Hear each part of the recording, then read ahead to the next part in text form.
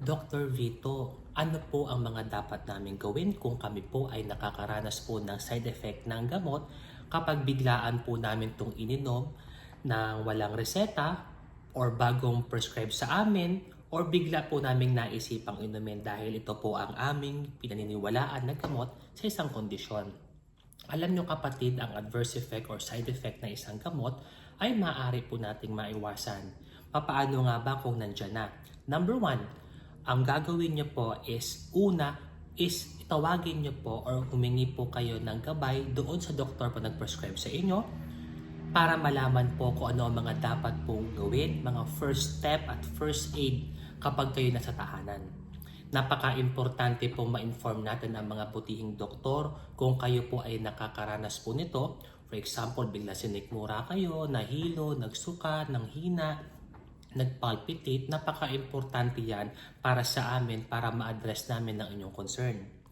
Pangalawa kapatid, kapag naghumingi kayo ng tulong sa amin, mapapayuhan namin kayo kung ano ang mga dapat ninyong gawin kung kayo po ay nakaranas po ng side effect. Number 2 kapatid is magkaroon kayo ng listahan ng lahat ng inyong mga iniinom na gamot. Lalong-lalo na kung ito po ay bagong prescribe sa inyo or reseta, mapagamot man yan or mapa-food supplement, nang sa ganon kapatid, ma-identify natin saan ka po ba naka-experience ng side effect. Okay? Pangatlo kapatid, kung ayaw mong uminom ng gamot at gusto mo maging healthy, kailangan palitan niyo po ang inyong lifestyle. Always po, ang prevention is better than cure. Ibig sabihin po nito, maaari ka pong mamuhay ng walang gamot kung ikaw po hindi nagkakasakit at naalagaan niyo po ang inyong kalusugan. Pang-apat po kapatid is, kailangan po nating i-weigh in din or kailangan bang ipagpatuloy ang isang gamot kung kayo po ay nakakaranas po ng side effect.